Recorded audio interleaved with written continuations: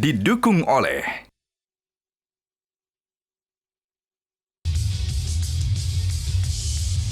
Kembali lagi di Economic Challenges, pemirsa, tembus pasar Jepang. Kembali saya ingin bertanya kepada Pak Peter di sini. Pak Peter, tadi kalau Bu Sinta mengatakan sudah ada 3 perjanjian loh, dan hubungan diplomatiknya sebenarnya sudah 65 tahun. Tapi apa yang membuat Indonesia ini bukan menjadi negara utama yang dilirik Jepang saat ini? Bahkan selama 1 dekade datanya ini trennya investasinya menurun. Kalau menurut Pak Peter sendiri apa penyebabnya? Ya, kalau hubungan itu kan pasti kedua pihak ya, yang nggak bisa sendiri ya.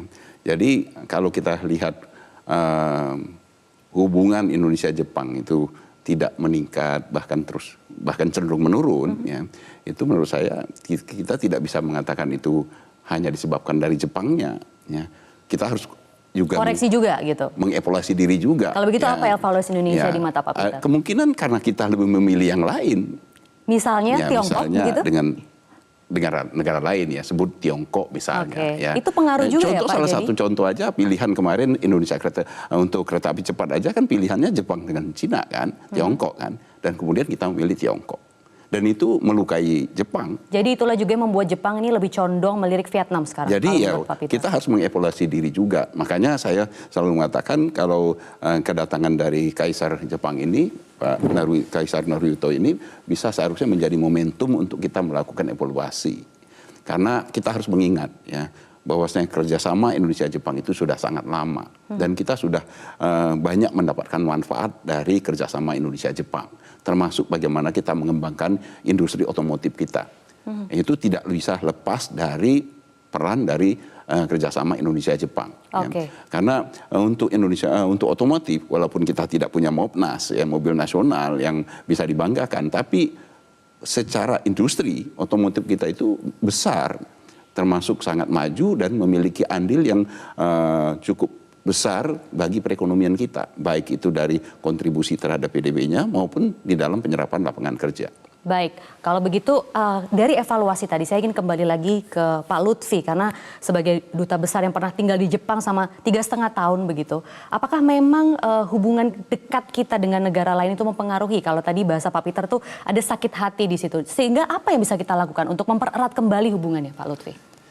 Ya, saya kalau ngeliat hubungan itu kan seperti hubungan manusia dengan manusia, ada kadang-kadang naik, kadang-kadang turun gitu kan ya. Jadi masalah kereta api itu memang masalah sesuatu yang penting. Tetapi kalau kita lihat esensinya setelah jangka panjang, maksudnya setelah 5 tahun gitu kan ya, sebenarnya kepemilihan itu juga sangat penting. Kenapa? Kalau dulu kan dia bilang selalu bahwa barang Jepang itu meskipun mahal tapi berkualitas, gitu kan ya. Tetapi dengan masuknya barang Cina ini menunjukkan juga bahwa kualitas dengan harga lebih murah not so bad, gitu loh. Kalau Jepang waktu kemarin itu perjanjiannya 50% ditanggung oleh pemerintah dan swasta. Kalau Cina ini meskipun tadinya 100%, tetapi terus berkurang dan renegosiasi. Tetapi itu mungkin up and down yang pertama, gitu kan ya. Tetapi yang paling penting juga bahwa kita sebagai negara ini juga mesti menunjukkan kepentingan mana yang kita mau kerjakan. Jangan dilihat investasi ke Vietnam itu jumlahnya jadi lebih besar itu menjadi sesuatu yang penting. Kenapa? Karena yang dia investasikan ke Vietnam itu adalah barang elektronik yang memang Vietnam secara khusus membuka pasar itu. Tetapi mesti diingat, Vietnam itu negara sosialis dan komunis. Karena itu tidak ada yang namanya labor union atau yang berdasarkan daripada hak-hak buruhnya itu. Di Indonesia, negara kita ini negara demokrasi terbuka. Di sana mereka bisa mengatakan bahwa gaji buruh selesai. Di Indonesia kan nggak bisa, mesti renegosiasi. Tetapi Maria jangan salah. Vietnam baru menegosiasikan kira-kira 10 tahun yang lalu membuka pasarnya untuk Uni Eropa dan untuk elektronik. Nah, dalam perjanjian tahun depan mereka mesti membuka labor marketnya untuk serikat buruh. Nah, jadi mereka pikir serikat buruh itu sama dengan Partai Komunis Vietnam yang apply sekarang untuk menjadi serikat buruh ada 1000 kali di sana.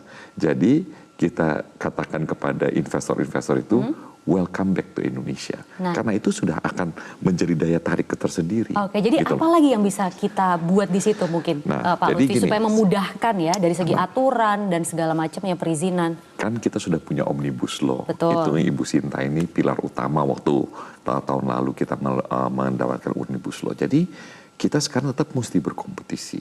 Tetapi yang kita mesti lihat apa sebenarnya barang Jepang yang kemarin menjadi primadona dan Indonesia menang. Yang kita menang itu adalah ketika kita mendapatkan relokasi dari LAM cabang di Thailand untuk otomotif ke Kerawang di Jakarta untuk otomotif. Jadi pada suatu titik Maria, penerbangan Jakarta Bangkok itu yang terbang itu bukan orang Indonesia, bukan orang Thailand, tetapi orang Jepang yang memindahkan pabriknya ke Indonesia. Itu 1.200 item. Permasalahannya Maria, setelah 10 tahun ternyata dunia ini berubah sangat cepat. Yang tadinya industri otomotif dengan combustion engine atau dengan yang bensin seperti biasa sekarang ini menjadi primadona, sekarang sudah menjadi EV battery. Jepang ketinggalan di EV battery. Karena kenapa? Ya mereka mempunyai putusan sendiri. Mereka mau kekem teknologinya. Cina terbuka, Korea terbuka, Amerika akan terbuka. Nah, disinilah persaingan-persaingan strategi yang menurut hemat saya, kalau Jepang tidak memperbaiki, dan saya pikir Jepang sudah akan kalah. Pada tahun 2030, populasi mobil Jepang yang sekarang 96% akan turun menjadi 50-60%. Jadi peluang itu bisa ditangkap ya sama Indonesia, Pak Bukan. Lutfi? Peluang itu sudah kita tangkap dari negara lain. Gitu. Karena jumlahnya sudah sebagian besar. Baik. Nah, ketika kita sambungkan dengan kereta listrik itu, menurut hemat hijau saya, pemerintah melaksanakan keputusan yang benar. Kenapa? Kita tunjukkan sama Jepang, bukan mereka saja yang punya teknologi bagus dengan harga terbaik.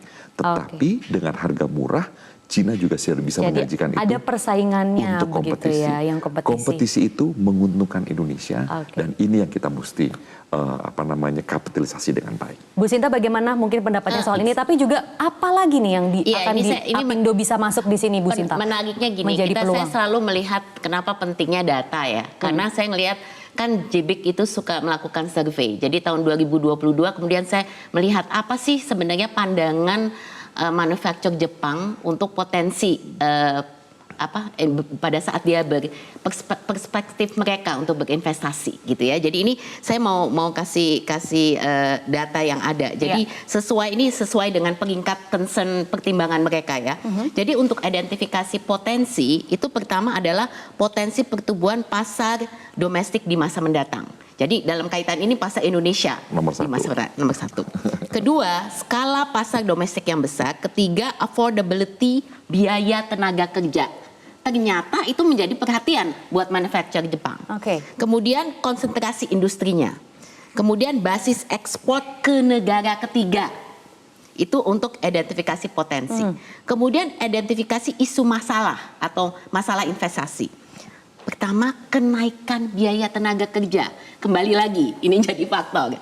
Dan ini kenapa sangat berkait dengan Apindo nih, karena ini juga jadi perhatian ya. Kemudian kedua, peningkatan kompetisi dagang di pasar domestik. Ketiga, kesulitan untuk memperoleh tenaga kerja yang memadai atau skilled labor. Kemudian ketidakpastian implementasi lapangan atas aturan domestik atau legal system. Dan Indonesia kedudukannya di data itu bagaimana? Nomor 6. Jadi maksud saya kita bisa lihat dari sini kenapa. Jadi kalau kita mau melihat perbaikan, contohnya tentu saja selain yang disebutkan Lutfi, ya kita lihat nih sebenarnya perhatian Jepang itu apa sih? Kenapa kita ada penurunan? Jadi kalau tadi kata Pak Peter mesti evaluasi diri, this is the time. Berarti kita mesti lihat juga apa sih sebenarnya yang harus kita lakukan kalau kita mau menarik lebih banyak. Tapi tentu saja di sini kan kita tidak berdiri sendiri ya. Jadi maksud saya investasi yang melirik Indonesia kan bukan cuma Jepang, tentu saja gitu. Tapi tetap kita harus bisa berdaya saing. Dan inilah makanya kenapa kita selalu mengatakan bahwa iklim investasi yang kondusif ini memegang peranan penting. Dan dengan Omnibus itu memang sudah banyak lah ya perbaikan, tapi memang realisasi is another ball game gitu. Dan kita tidak bisa lihat hanya di pusat, kita harus lihat juga keseluruhan di Betul. daerah juga gitu. Tapi sebenarnya apa yang tadi dilakukan oleh pemerintah itu sudah tepat tidak sih? Mungkin Pak Peter boleh mengomentari sedikit apa yang sudah dilakukan oleh pemerintah untuk bisa membuat iklim kompetisi begitu ya, yang juga sehat itu apakah sudah tepat untuk menangkap peluang bisa menjalin kerjasama ekonomi dengan Jepang ke depannya? Ya, secara keseluruhan memang kayak seperti disampaikan oleh Mbak Sinta tadi, kita punya poin-poin positif, tapi banyak sekali poin negatif. Ya, Baik. Termasuk dalam hal ini yang paling menarik adalah terkait dengan kepastian, karena konsistensi kebijakan itu menjadi penting. Jadi konsistensi kepastian dalam kebijakan. Boleh kita gali lebih lanjut ya Pak Peter, tapi kita harus break terlebih dahulu pemirsa, jadi jangan kemana-mana. Selepas jeda Headline News, pukul 21 Economic Challenges akan kembali untuk Anda.